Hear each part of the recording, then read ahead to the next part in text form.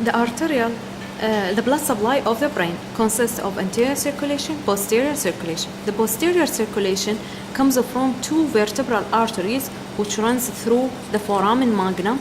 These two vertebral arteries communicate with each other to form the basilar artery. This is the basilar artery. This one is the anterior spinal artery, comes from the two vertebral arteries.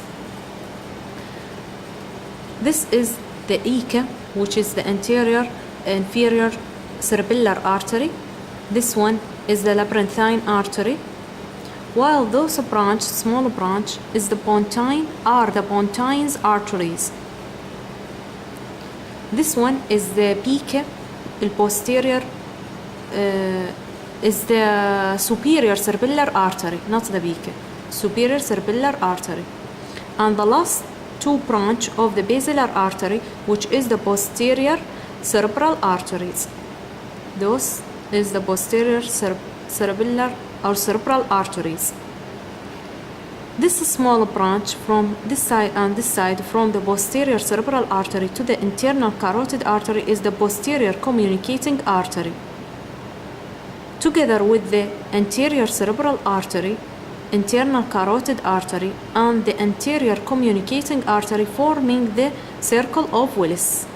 Anterior communicating artery, anterior cerebral arteries, internal carotid artery, posterior communicating artery, and the two posterior cerebral arteries. This is the circle of Willis.